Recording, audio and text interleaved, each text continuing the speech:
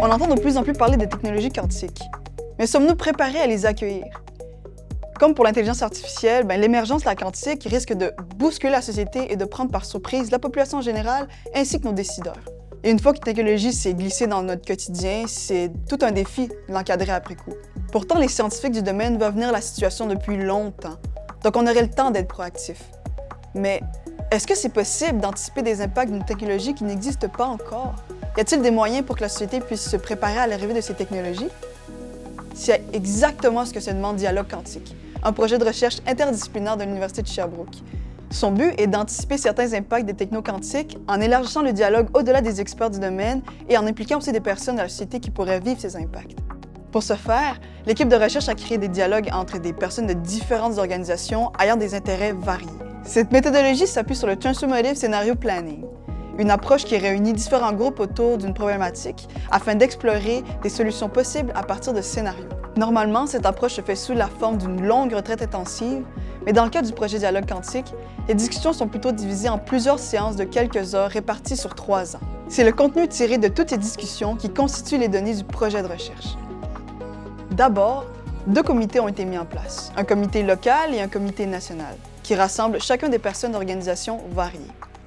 Le comité local est formé de gens impliqués dans la zone d'innovation quantique de Sherbrooke, des scientifiques et des entrepreneurs en quantique, ainsi que des représentants de la ville de Sherbrooke, mais aussi de la société civile sherbrookoise comme des représentants du commerce, de la diversité, de l'environnement ou bien de la culture. Mon rôle dans les discussions, c'est d'amener justement le point de vue social, de tenir compte de la présence, par exemple, des femmes dans la gouvernance, dans le travail en lien avec le développement de cette technologie-là. Puis c'est vraiment d'amener ce point de vue-là autour de la table. C'est de se poser la question, mais qu'est-ce qui pourrait arriver, qu'est-ce qui va arriver, puis qu'est-ce qu'on veut qu'il arrive aussi. Parce que c'est ça l'objectif, c'est de faire en sorte que ce qui arrive soit positif dans la mesure du possible, puis qu'il soit bon pour la société. Ça ouvre sur l'avenir. Parce qu'on est, en tant qu'entrepreneur, on est très centré sur le court terme, on pense à son moyen terme, on pense aussi au long terme, mais dans le quantique, c'est tellement long, ça va révolutionner le monde pour des décennies. Là, on a du mal à se projeter sur l'après. Là, c'est pas quelque chose qu'on fait.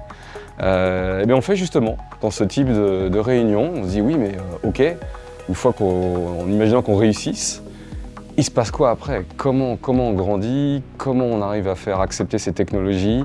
C'est assez intéressant. Ouais. Le Comité national rassemble quant à lui des membres des gouvernements des 4 provinces et du fédéral, ainsi que des scientifiques et des gens de l'industrie quantique, du commerce, de la diversité, de l'environnement et de la culture, mais cette fois-ci à l'échelle canadienne. Quand j'ai débuté ma participation au dialogue quantique, ça faisait très peu de temps que j'étais arrivée dans la zone. J'ai pas moi-même un background scientifique, donc j'étais au même niveau un peu que les autres participants. Et je pense qu'on a évolué ensemble dans une compréhension des technologies où on a été peut-être plus rassurés, puis on travaille tous ensemble à faire en sorte que les technos quantiques, dans le fond, vont améliorer notre société. On est moins dans la crainte et la crainte des impacts que ça peut avoir, plutôt dans les possibilités. Mon rôle dans ce très beau projet-là, c'est premièrement apporter une expertise profonde dans le domaine des technologies quantiques, qui est quand même un domaine méconnu, parfois difficile à comprendre. Donc, je peux apporter des perspectives en tant qu'expert. Je suis né dans le quantique. Je travaille là-dedans depuis 1999. J'ai été professeur à l'Université de Sherbrooke pendant plus de 15 ans. Et maintenant, j'ai une expérience industrielle depuis 2023. Les technologies quantiques, ma perception des technologies quantiques, pour moi, c'est probablement une passion. Depuis que je suis tout jeune, je veux aller là-dedans. Et j'ai eu la chance de pouvoir même rester à Sherbrooke pour faire ça. Donc, c'est pour moi une technologie qui va changer littéralement le monde. Il faut s'assurer que ça le fasse de la bonne façon. Ensuite, le contenu des échanges du comité local et du comité national est colligé et présenté à des scientifiques et des entrepreneurs de l'écosystème quantique sous forme d'entrevues semi-dirigées. Ils y réagissent et valident si cela résonne ou non avec leur réalité. La raison pour laquelle je voulais participer à ce projet de recherche-là, c'est parce que je pense que d'avoir une perspective unique qui vient de mon parcours, qui est parti des sciences quantiques, puis s'est dirigé vers l'intelligence artificielle, ça va permettre d'apporter une perspective un peu différente. Puis je suis aussi très intéressée par les résultats de cette étude-là, donc de participer, d'être au cœur du projet lui-même, ça va me permettre de connaître les conclusions, puis de peut-être pouvoir les appliquer dans nos startups, dans nos compagnies, pour avoir un impact sociétal qui va au-delà des aspects techniques. J'ai accepté de participer au projet de recherche Dialogue quantique pour réfléchir un peu plus aux questions qui traitent des retombées sociétales de ma recherche. Donc, quelques éléments qui m'ont surpris dans les entrevues avec Isabelle, c'est ce qu'elle m'a rapporté sur la vision du grand public et peut-être des politiciens aussi sur le quantique. Aussi, on a surtout l'avis des professionnels ou des étudiants qui ont l'aspect d'un avis plus technique. Donc, voir l'avis d'un plus grand public, c'était très intéressant. Les éléments qui ont été rapportés dans les entrevues que j'ai eues avec Isabelle ne m'ont pas tout à fait surpris. Par contre, ils m'ont beaucoup intéressé parce que j'ai remarqué que les préoccupations dans des communautés différentes de la mienne sont très différentes. Les inquiétudes peuvent être différentes, les demandes aussi sont différentes. Et j'ai été intéressé de voir comment cela entrait en résonance avec mes propres préoccupations. Le contenu de toutes ces discussions est ensuite analysé par des étudiantes et étudiants de différents domaines des sciences humaines et sociales où chacun se concentre sur un aspect bien précis. Les résultats de leur analyse seront publiés dans des articles scientifiques ainsi que dans leur mémoire ou bien dans leur thèse. Alors moi, ce à quoi je m'intéresse, c'est la question de la collaboration interdisciplinaire. Donc comment est-ce que des gens qui viennent vraiment de milieux, de secteurs différents, à la fois des industriels, plutôt des politiques ou des chercheurs, peuvent collaborer, réussissent à se comprendre et à collaborer. Et aussi comment des personnes de différentes disciplines réussissent à se comprendre et à collaborer. Et donc, c'est avec cette perspective-là et cet intérêt-là que je suis les rencontres des dialogues quantiques. Donc, pour regarder comment est-ce que se passe la collaboration, comment est-ce que les gens se comprennent ou non à travers ces discussions. Ce qui m'a donné envie de prendre part au projet Dialogue quantique, c'est que jusqu'à présent, je travaillais beaucoup dans les technologies émergentes et les technologies liées à l'intelligence artificielle générative, toujours en éducation.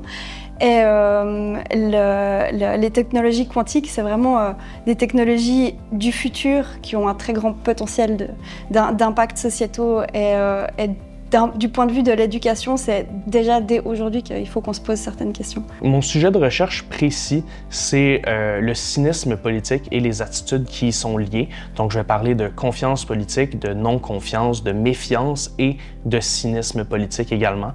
J'essaie de voir comment ces attitudes-là peuvent se manifester ou pas dans les dialogues quantiques, puis peut-être voir l'impact que ça peut avoir ou pas, encore une fois, sur les discussions. Les éléments qui sont soulevés pendant les dialogues sont pas mal toujours surprenant, je dirais. Les participants, c'est eux qui ont le contrôle de la discussion, donc les directions où ils s'en vont avec ça, on s'y attend jamais ou presque, puis ça fait des bonnes données tout le temps. Enfin, les co-chercheuses et les co-chercheurs de dialogue quantique développeront une analyse globale à partir des travaux des étudiants et des données collectées afin de produire deux types de retombées. Des conseils pour les décideurs de différents gouvernements, par exemple sur les enjeux légaux, socio-économiques, de sécurité, etc., et des outils pour les scientifiques et les entrepreneurs afin de les soutenir dans l'innovation et la recherche responsable. Donc, c'est sûr qu'en tant que gestionnaire du projet, j'avais déjà une idée que les technologies quantiques allaient avoir un impact sur notre société, mais tant qu'on n'a pas pu justement avoir ce dialogue-là puis inclure toutes les parties prenantes de la société, c'est difficile d'avoir une image complète de ce que les technologies quantiques vont avoir comme impact. Donc, c'est vraiment intéressant justement d'avoir ce dialogue-là avec les gens de la société civile qui apportent des points différents pour compléter cette vision-là que j'avais des technologies quantiques et de leur impact sur la société. J'ai vraiment été surprise de plusieurs éléments qui ont été amenés par les participants lors des dialogues. Bien sûr, il y a des choses attendues, là. Certaines personnes ont des craintes en matière de sécurité. D'autres personnes veulent absolument qu'on prenne en compte les aspects environnementaux. Mais en même temps, les participants réussissent à nous amener à des endroits qu'on n'avait pas prévus. Par exemple, les entreprises qui se préoccupent de chaînes d'approvisionnement Moi, prof de sciences humaines, j'avais pas prévu la chaîne d'approvisionnement dans ça et comment on doit impliquer nos acteurs politiques. Donc, ouais, vraiment des éléments qui permettent d'émerger à cause de la confrontation de ces acteurs-là. Qu'on le veuille ou non, la quantique et d'autres technologies émergeront puis bousculeront nos vies. Arrivons-nous à prévoir certains des impacts négatifs ou positifs et à nous outiller pour y faire face? Même si tout anticiper est impossible, c'est préférable de se préparer au moins en partie plutôt que de réagir après coup.